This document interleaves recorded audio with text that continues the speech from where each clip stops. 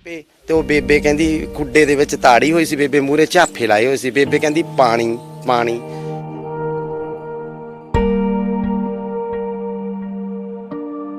ਉਹ ਬੇਬੇ ਦੇ ਉੱਤੇ ਫੱਟੇ ਪਾਏ ਪਏ ਸੀ, ਕੰਡੇ ਲਾਏ ਪਏ ਸੀ। ਜਦੋਂ ਅਸੀਂ ਉਹਨੂੰ ਕੱਢਿਆ ਤੇ ਉਹ ਬੇਬੇ ਦੇ ਸਿਰ 'ਚ ਕੀੜੇ ਪਏ ਖੜੇ ਸੀ।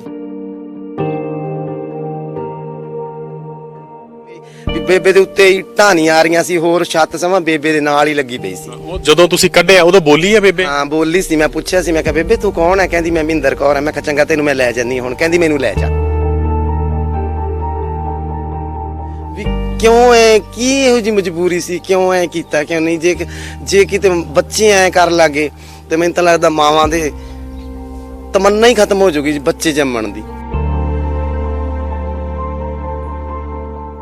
ਸ਼੍ਰੀ ਮੁਕਤਸਰ ਸਾਹਿਬ ਦੇ ਵਿੱਚ ਇੱਕ ਬਜ਼ੁਰਗ ਔਰਤ ਦੀ ਬੜੀ ਬੇਕਦਰੀ ਹੋਈ ਹੈ। ਉਹਨੂੰ ਇੱਕ ਖੁੱਡੇ ਦੇ ਵਿੱਚ ਰੱਖਿਆ ਗਿਆ ਸੀਗਾ, ਜਿਹਦੇ 2 ਪੁੱਤ ਸਰਕਾਰੀ ਕਰਮਚਾਰੀ ਰਿਟਾਇਰ ਹੋਏ ਨੇ, ਪਰ ਉਹਨੂੰ ਇਸ ਤਰੀਕੇ ਨਾਲ ਮਰਨ ਲਈ ਛੱਡ ਦਿੱਤਾ ਕਿ ਉਹਦੇ ਨਾਲ ਕੋਈ ਨਾਤਾ ਹੀ ਨਾ ਹੋਵੇ।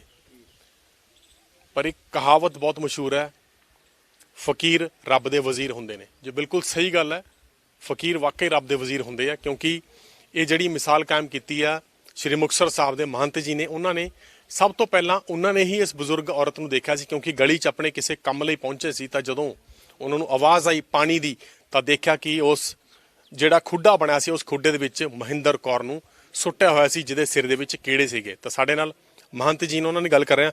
ਮਹੰਤ ਜੀ, ਕਿਹਾ ਜਾਂਦਾ ਕਿ ਫਕੀਰ ਰੱਬ ਦੇ ਵਜ਼ੀਰ ਹੁੰਦੇ ਨੇ, ਬਿਲਕੁਲ ਤੁਸੀਂ ਅੱਜ ਉਹੀ ਕੰਮ ਕੀਤਾ। ਸਭ ਤੋਂ ਪਹਿਲਾਂ ਇਹ ਦੱਸੋ, ਤੁਸੀਂ ਇੱਥੇ ਗਲੀ 'ਚ ਕਿਵੇਂ ਆਏ ਸੀ, ਤੁਹਾਨੂੰ ਕਿਵੇਂ ਬੁਲਾਇਆ ਗਿਆ ਸੀ? ਇਹ ਜੀ ਗਲੀ 'ਚ ਤਾਂ ਅਸੀਂ ਨਾ 1-2 ਦਿਨ ਪਹਿਲਾਂ ਇਹ ਇਨਸਾਨ ਸਾਨੂੰ ਮਿਲਿਆ ਸੀਗਾ, ਤੇ ਇਹ ਕਹਿੰਦਾ ਵੀ ਮੈਂ ਕਿਤੇ ਕਿਸੇ ਬਾਬੇ ਦੀ ਸੇਵਾ ਕਰਦਾ ਤੇ ਤੁਸੀਂ ਸਾਡੇ ਕੋਲੇ ਆਇਓ। ਤੇ ਉਸ ਦਿਨ ਸਵੇਰੇ ਸਵੇਰੇ ਅਸੀਂ ਕਿਤੇ ਪਾਠ ਕਰੀ ਜਾ ਰਹੇ ਸੀ, ਤੇ ਮੇਰੇ ਦਿਮਾਗ ਵਿੱਚ ਪਤਾ ਨਹੀਂ ਕੀ ਘੁੱਟਣ ਜੀ ਮਹਿਸੂਸ ਹੋਈ, ਤੇ ਉੱਥੋਂ ਮੈਂ ਆਪਣੇ ਬਾਹਰ ਨਿਕਲ ਕੇ ਤੇ ਇੱਧਰ ਦੀ ਆਉਣ ਦੀ ਸੋਚੀ ਵੀ ਮੈਂ ਕਿਹਾ ਚੱਲ ਅੱਜ ਉੱਥੇ ਹੀ ਜਾ ਕੇ ਆਉਣੇ ਆ ਜਿੱਥੇ ਉਹ ਬੰਦਾ ਕਹਿ ਕੇ ਗਿਆ ਸੀ। ਜਦੋਂ ਅਸੀਂ ਉੱਥੋਂ ਦੇ ਕੋਲ ਦੀ ਲੰਘੇ, ਵੀ ਸਾਡੇ ਤੋਂ ਬਹੁਤ ਦੂਰ ਹੈ, ਘੰਟਾ ਲੱਗ ਜਾਂਦਾ ਆਉਣ ਤੇ, ਇੰਨੀ ਦੂਰ ਹੈ ਇਹ ਜਗ੍ਹਾ। ਤੇ ਉਹ ਆ ਕੇ ਜਦੋਂ ਅਸੀਂ ਉੱਥੇ ਟੱਪੇ ਤੇ ਉਹ ਬੇਬੇ ਕਹਿੰਦੀ ਖੁੱਡੇ ਦੇ ਵਿੱਚ ਤਾੜੀ ਹੋਈ ਸੀ, ਬੇਬੇ ਮੂਹਰੇ ਝਾਫੇ ਲਾਏ ਹੋਏ ਸੀ। ਬੇਬੇ ਕਹਿੰਦੀ ਪਾਣੀ ਪਾਣੀ। ਤੇ ਜਦੋਂ ਅਸੀਂ ਬੁੜਕ ਕੇ ਉਹ ਦੂਜੀ ਪਾਸੇ ਵੱਜੇ, ਅਸੀਂ ਆਖਿਆ ਵੀ ਕੀ ਹੈ ਇਹਦੇ 'ਚ। ਤੇ ਅਸੀਂ ਉਹ ਘਰ ਵਾਲਿਆਂ ਦੇ ਜਦੋਂ ਅੰਦਰ ਜਾ ਕੇ ਖੜੇ, ਤੇ ਉਹ ਘਰ ਵਾਲਾ ਕਹਿੰਦਾ ਵੀ ਤੁਸੀਂ ਪਾਣੀ ਪੀਓ ਤੇ ਵੀ ਬੈਠੋ, ਪੱਖਾ ਪੁੱਖਾ ਲਾ ਕੇ ਦਿਓ। ਮੈਂ ਕਿਹਾ ਨਾ ਅਸੀਂ ਪਾਣੀ ਪੀਣਾ ਤੇ ਨਾ ਅਸੀਂ ਪੱਖਾ ਲਾਉਣਾ, ਤੁਸੀਂ ਮੈਨੂੰ ਐਂ ਦੱਸੋ ਵੀ ਇਹਦੇ ਵਿੱਚ ਕੀ ਆ। ਉਹ ਕਹਿੰਦਾ ਵੀ ਇਹਦੇ ਵਿੱਚ ਨਾ ਕੋਈ ਔਰਤ ਹੈ ਤੇ ਇਹ ਵੀ ਬਜ਼ੁਰਗ ਹੈ, ਇਹਨਾਂ ਦੇ ਘਰ ਦੇ ਸਾਂਭਦੇ ਨਹੀਂ, ਤੇ ਇਹਨੂੰ ਮੈਂ ਤਾਂ ਕਰਕੇ ਇੱਥੇ ਰੱਖਿਆ। ਤੇ ਮੈਂ ਉਹਨੇ ਨਾਲ ਆਖਿਆ ਵੀ ਆਹ ਕੀ ਯਾਰ, ਵੀ ਮੈਂ ਤੈਨੂੰ ਕੀ ਸਮਝਾਂ ਵੀ ਆਹ ਕੀ ਤਰੀਕਾ ਹੈ ਤੇਰਾ ਸਾਂਭਣ ਦਾ, ਵੀ ਐਂ ਤਾਂ ਕੋਈ ਕੁੱਤੇ ਨੂੰ ਵੀ ਨਹੀਂ ਬੰਨ੍ਹ ਕੇ ਰੱਖਦਾ, ਤੂੰ ਕੀ ਇਹਦੇ ਨਾਲ ਕਰੀ ਜਾਂਦਾ। ਮੈਂ ਕਿਹਾ ਗਲਤ ਗੱਲ ਆ ਤੇਰੇ ਵਾਸਤੇ, ਤਰੀਕਾ ਤੇਰਾ ਸਾਂਭਣ ਦਾ।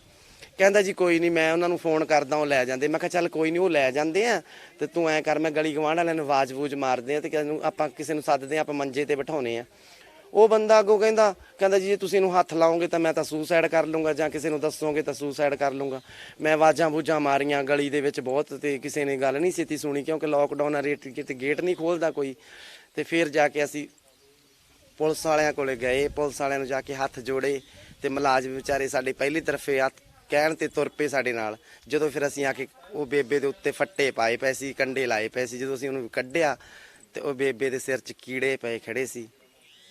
ਤੇ ਬਸ ਉਦੋਂ ਬਾਅਦ 'ਚ ਹਸਪੀਟਲ ਲੈ ਗਏ ਬੇਬੇ। ਬੇਬੇ ਉਦੋਂ ਜਦੋਂ ਤੁਸੀਂ ਕੱਢਿਆ, ਉਹਨੂੰ ਹਵਾ ਜਾਣ ਦਾ ਰਸਤਾ ਸੀਗਾ ਕਿ ਬਿਲਕੁਲ ਬੰਦ ਕੀਤਾ ਹੋਇਆ ਸੀਗਾ ਉਹਨੂੰ? ਸੀ ਤਾਂ ਉੱਤੇ ਵੀ ਹਵਾ ਵੀ ਇੰਨੀ ਜਾਂਦੀ ਨਹੀਂ ਸੀ, ਇੰਨੀ ਗੁੰਮਸ ਕਮਰਿਆਂ ਤੇ ਤਾਂ ਹਵਾ ਨਹੀਂ ਲੱਗਦੀ। ਉਹ ਤਾਂ ਸੀ 4-5 ਇੱਟਾਂ ਲਾਈਆਂ ਸੀ, ਪਰ ਬਸ ਬੇਬੇ ਦੇ ਉੱਤੇ ਇੱਟਾਂ ਨਹੀਂ ਆ ਰਹੀਆਂ ਸੀ, ਹੋਰ ਛੱਤ ਸਮਾਂ ਬੇਬੇ ਦੇ ਨਾਲ ਹੀ ਲੱਗੀ ਪਈ ਸੀ। ਉਹ ਜਦੋਂ ਤੁਸੀਂ ਕੱਢਿਆ ਉਦੋਂ ਬੋਲੀ ਹੈ ਬੇਬੇ? ਹਾਂ ਬੋਲੀ ਸੀ। ਮੈਂ ਪੁੱਛਿਆ ਸੀ, ਮੈਂ ਕਿਹਾ ਬੇਬੇ ਤੂੰ ਕੌਣ ਹੈ? ਕਹਿੰਦੀ ਮੈਂ ਮਹਿੰਦਰ ਕੌਰ ਹਾਂ। ਮੈਂ ਕਿਹਾ ਚੰਗਾ ਤੈਨੂੰ ਮੈਂ ਲੈ ਜਾਂਦੀ ਹੁਣ। ਕਹਿੰਦੀ ਮੈਨੂੰ ਲੈ ਜਾ।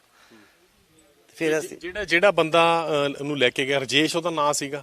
ਉਹਦਾ ਨਾਂ ਜੀ ਨਹੀਂ ਮੈਨੂੰ ਪਤਾ, ਉਹ ਇਹ ਗਲੀ ਵਾਲਿਆਂ ਨੂੰ ਪਤਾ ਹੋਵੇ, ਸ਼ਾਇਦ ਰਜੇਸ਼ ਹੋਊਗਾ, ਮੈਨੂੰ ਨਹੀਂ ਉਹਦੇ ਘਰ ਦਾ ਪਤਾ। ਉਹ ਬੰਦੇ ਨੂੰ ਤੁਸੀਂ ਪੁੱਛਿਆ ਨਹੀਂ ਵੀ ਤੂੰ ਕਿਉਂ ਰੱਖਿਆ ਆਪਣੇ ਘਰ, ਐਦਾਂ ਕਿਉਂ ਰੱਖਿਆ ਹੋਇਆ, ਕੀ ਦੱਸ ਪੈਸੇ ਲੈਂਦਾ ਸੀ ਕੋਈ? ਹਾਂ ਲੈਂਦਾ ਸੀਗਾ ਜੀ, ਸਾਰੀ ਗਲੀ ਵਾਲੇ ਵੀ ਕਹਿੰਦੇ, ਖੁਦ ਵੀ ਮੰਨਿਆ ਵੀ ਮੈਂ ਪੈਸੇ ਲੈਂਦਾ ਸੀ। ਪਰ ਉਹਦੀ ਬਹੁਤ ਮਾੜੀ ਗੱਲ ਹੈ ਵੀ ਜੇ ਉਹ ਪੈਸੇ ਲੈਂਦਾ ਸੀ ਨਾ, ਤੇ ਮੈਨੂੰ ਤਾਂ 24 ਘੰਟੇ ਐਂ ਲੱਗਦਾ ਵੀ ਜੇ ਉਹ ਪੈਸੇ ਲੈਂਦਾ ਸੀ ਤੇ ਜੇ ਉਹਦੇ ਤੋਂ ਨਹੀਂ ਸਮਝਦੀ ਸੀ, ਉਹਨਾਂ ਦੇ ਘਰਦਿਆਂ ਨੂੰ ਦੱਸ ਦਿੰਦਾ, ਵੀ ਉਹਨਾਂ ਦੇ ਘਰ ਦੇ ਦੱਸ ਦਿੰਦਾ ਵੀ ਬਈ ਤੁਹਾਡੀ ਮਾਤਾ ਮੈਂ ਉਹਨਾਂ ਨੂੰ ਤਾਂ ਸਾਰੀ ਜ਼ਿੰਦਗੀ ਦਾ ਉਸ ਇਨਸਾਨ ਨੇ ਵੀ ਉਹਨਾਂ ਦਾ ਜੀਣਾ ਹੀ ਖਰਾਬ ਕਰਤਾ। ਉਸ ਇਨਸਾਨ ਨੂੰ ਤਾਂ ਮੇਰੇ ਦਿਮਾਗ 'ਚ ਤਾਂ ਵੀ ਉਸ ਇਨਸਾਨ ਨੂੰ ਤਾਂ ਸਖਤ ਤੋਂ ਸਖਤ ਹੀ ਸਜ਼ਾ ਦੇਣੀ ਚਾਹੀਦੀ ਹੈ। ਮੰਤ ਜੀ ਤੁਸੀਂ ਸਾਰਾ ਮੰਜ਼ਰ ਆਪਦੀ ਅੱਖੀ ਦੇਖਿਆ, ਜੇ ਤੁਸੀਂ ਉੱਥੇ ਨਾ ਪਹੁੰਚਦੇ ਤਾਂ ਹੋ ਸਕਦਾ ਉਹਦੀ ਇੱਕ ਦਿਨ ਬਾਅਦ ਉੱਥੇ ਮੌਤ ਹੋ ਜਾਂਦੀ, ਕਿਸੇ ਨੂੰ ਪਤਾ ਨਾ ਲੱਗਦਾ। ਤੁਹਾਡੇ ਕਿਵੇਂ ਇੱਛਾ ਜਾਗੀ ਵੀ ਤੁਸੀਂ ਇਹ ਪੁਲਿਸ ਕੋਲ ਜਾਣਾ ਹੀ ਜਾਣਾ ਹੈ? ਬਸ ਵੀ ਜੀ ਮੇਰੇ ਨਾ ਬਸ ਐ ਲੱਗਾ ਵੀ ਸ਼ਾਇਦ ਅਸੀਂ ਲੋਕਾਂ ਦੇ ਨਾਲ ਰੱਖਦੇ ਆ, ਲੋਕਾਂ ਦੀ ਸੁੱਖ ਮੰਗਦੇ ਆ ਵੀ ਹਰ ਦੇ ਸੁੱਖ ਹੋਵੇ, ਵੀ ਇਹ ਕਿਹਦੇ ਨਾਲ ਏਡਾ ਭਾਣਾ ਗਲਤ ਵਰਤ ਰਿਹਾ ਵੀ ਅਸੀਂ ਕੀ ਇਹਦੇ ਲਈ ਕੀ ਗਲਤ ਪ੍ਰਾਰਥਨਾ ਕਰਤੀ। ਤੇ ਬਸ ਅਸੀਂ ਜਾ ਕੇ ਵੀ ਉਹ ਪੁਲਿਸ ਵਾਲਿਆਂ ਨੂੰ ਦੱਸਿਆ ਤੇ ਪੁਲਿਸ ਵਾਲੇ ਚਲੇ ਗਏ ਤੇ ਅਸੀਂ ਉਹਨੂੰ ਬੇਬੇ ਨੂੰ ਉੱਥੋਂ ਕਢਵਾ ਕੇ, ਬਸ ਮੈਨੂੰ ਏਦਾਂ ਲੱਗਦਾ ਵੀ ਬੇਬੇ ਸਹੀ ਸਲਾਮਤ ਸੀ, ਵੀ ਬੇਬੇ ਉੱਥੇ ਕੰਮ ਇੱਟਾਂ 'ਚ ਨਹੀਂ ਮਰੀ ਤੇ ਬੇਬੇ ਇੱਕਦਮ ਬਾਹਰ ਜਾ ਕੇ ਕਿਉਂ ਮਰ ਗਈ। ਜਦੋਂ ਬਾਹਰ ਉਹਨੂੰ ਕੱਢ ਕੇ ਆਏ, ਉਹ ਕੌਣ ਲੈ ਕੇ ਕੌਣ ਗਿਆ ਸੀਗਾ ਪੁਲਿਸ ਦੇ ਨਾਲ, ਹੋਰ ਕੌਣ ਆਇਆ ਸੀ? ਉੱਥੋਂ ਤਾਂ ਜੀ ਆਏ ਆ ਵੀ ਉਸ ਟਾਈਮ ਤਾਂ ਵੀ ਉਹ ਜਿਹੜੇ ਇੱਥੋਂ ਦੇ ਮੁੰਡੇ ਹੁੰਦੇ ਆ ਸ਼ਹਿਰ ਦੇ ਜਿਹੜੇ ਸੋਸਾਇਟੀ ਵਾਲੇ ਉਹ ਵੀ ਸੀ, ਹੋਰ ਗਲੀ ਮਹੱਲੇ ਵਾਲੇ ਵੀ ਸੀ, ਪੁਲਿਸ ਮੁਲਾਜ਼ਮ ਵੀ ਸੀ, ਹੋਰ ਕਈ ਸੀ ਵੀ ਜ਼ਿਆਦਾ ਕਿ ਮੈਨੂੰ ਉਹ ਆਪਣੇ ਮੁੰਡੇ ਕੋਲ ਕਿਵੇਂ ਪਹੁੰਚੀ ਫਿਰ? ਉਹ ਲੈ ਗਿਆ ਆ ਕੇ ਜੀ ਉਹਦੇ ਬਾਰੇ ਨਹੀਂ ਮੈਨੂੰ ਪਤਾ, ਸ਼ਾਇਦ ਕਹਿੰਦੇ ਸੀ ਮੁੰਡਾ ਉੱਥੇ ਹੀ ਆ ਗਿਆ ਪਰ ਮੈਂ ਨਹੀਂ ਦੇਖਿਆ। ਆ ਗਿਆ ਸੀ, ਬੁਲਾ ਲਿਆ ਸੀ, ਪਰ ਮੈਨੂੰ ਨਹੀਂ ਪਤਾ ਆਪਾਂ ਵਿੱਚ। ਹਾਂਜੀ ਹਾਂਜੀ ਹਾਂਜੀ, ਕਿਉਂਕਿ ਅੱਜ ਕੱਲ ਜੀ ਤੁਹਾਨੂੰ ਪਤਾ ਮੂੰਹ ਤਾਂ ਸਾਰਿਆਂ ਦੇ ਬੰਨੇ ਹੋਏ ਆ, ਕਿਸੇ ਦੀ ਪਹਿਚਾਣ ਵੀ ਨਹੀਂ। ਉੱਥੋਂ ਜਦੋਂ ਲੈ ਗਏ ਫਿਰ ਉਹਨੂੰ ਹਸਪੀਟਲ ਲੈ ਕੇ ਗਏ ਆ, ਉਸ ਤੋਂ ਇਲਾਵਾ ਕੁਝ ਬੋਲੀ ਸੀ ਮਾਤਾ ਹੋਰ ਕੁਝ? ਜਿਹੜੀ ਇੱਥੇ ਬੋਲੀ ਸੀ ਉਹ ਬੋਲੀ ਸੀ, ਅਸੀਂ ਹਸਪੀਟਲ ਨਹੀਂ ਗਏ। ਨਹੀਂ, ਜਦੋਂ ਤੁਸੀਂ ਕੱਢਿਆ ਉਦੋਂ ਬਾਅਦ ਹਸਪੀਟਲ ਲੈ ਗਏ ਸੀ? ਹਾਂਜੀ ਲੈ ਗਏ ਸੀਗੇ। ਉਦੋਂ ਠੀਕ ਸੀ ਹਾਲਤ ਉਹਦੀ? ਸਿਰ ਦੇ ਵਿੱਚ ਵੀ ਕੁਝ ਸੀਗਾ ਉਹਦੇ? ਸਿਰ ਦੇ ਵਿੱਚ ਇੰਨਾ ਵੱਡਾ ਜ਼ਖਮ ਸੀ, ਕੀੜੇ ਪਏ ਹੋਏ ਸੀਗੇ ਤੇ ਜ਼ਖਮ ਸੀਗਾ, ਕੀੜੇ ਪਏ ਸੀ। ਫਿਰ ਬੇਬੇ ਨੂੰ ਜਦੋਂ ਹਸਪੀਟਲ ਲੈ ਗਏ, ਅਸੀਂ ਇੱਥੇ ਮੈਂ ਪਿੱਛੇ ਹੀ ਹਸਪੀਟਲ, ਅਸੀਂ ਉਹ ਤਾਂ ਵਹੀਕਲਾਂ ਤੇ ਜਾ ਵੜੇ, ਅਸੀਂ ਕਾਸੇ ਤੇ ਚੜ ਕੇ ਪਿੱਛੇ ਬੇਬੇ ਦੇ ਗਏ। ਅਸੀਂ ਜਾ ਕੇ ਹਸਪੀਟਲ ਚੋਂ ਪੁੱਛਿਆ ਵੀ ਇੱਥੇ ਬੇਬੇ ਆਈ ਸੀ, ਤੇ ਫਿਰ ਉਹ ਕਹਿੰਦੇ ਵੀ ਬੇਬੇ ਨੂੰ ਤਾਂ ਫਰੀਦ, ਪਰ ਹੁਣ ਲੋਕੀ ਕਹਿੰਦੇ ਬੇਬੇ ਵੀ ਪੂਰੀ ਹੋ ਗਈ, ਹੁਣ ਇੰਨਾ ਨਹੀਂ ਪਤਾ। ਕਿੰਨਾ ਕੁ ਦੁੱਖ ਪਹੁੰਚਦਾ। ਤੁਸੀਂ ਦੇਖੋ, ਤੁਸੀਂ ਸੁੱਖਾ ਮੰਗਦੇ ਹੋ, ਮਾਵਾਂ ਆਪਣੇ ਪੁੱਤਾਂ ਨੂੰ ਕਿਵੇਂ ਪਾਲਦੀਆਂ, ਤਾਂ ਇਸ ਤਰੀਕੇ ਨਾਲ ਕਿੰਨੀ ਗਿਰਿਆ ਹੋਇਆ ਕੰਮ ਕੀਤਾ ਉਹਨੇ ਮੁੰਡਿਆਂ ਨੇ, ਚੰਗੇ ਅਫਸਰ ਲੱਗੇ ਹੋਏ। ਹੁਣ ਜੀ ਮੇਰੇ ਕਹਿਣ ਨਾਲ ਤਾਂ ਕੀ ਕੁਛ ਹੋ ਸਕਦਾ, ਵੈਸੇ ਹੁਣ ਮੈਨੂੰ ਸਮਝ ਨਹੀਂ ਆਉਂਦੀ ਵੀ ਕਿਉਂ ਐ, ਕੀ ਇਹੋ ਜਿਹੀ ਮਜਬੂਰੀ ਸੀ, ਕਿਉਂ ਐ ਕੀਤਾ, ਕਿਉਂ ਨਹੀਂ। ਜੇ ਕਿਤੇ ਬੱਚੇ ਐ ਕਰ ਲਾਗੇ ਤੇ ਮੈਨੂੰ ਤਾਂ ਲੱਗਦਾ ਮਾਵਾਂ ਦੇ ਤਮੰਨਾ ਹੀ ਖਤਮ ਹੋ ਜਾਊਗੀ ਬੱਚੇ ਜੰਮਣ ਦੀ।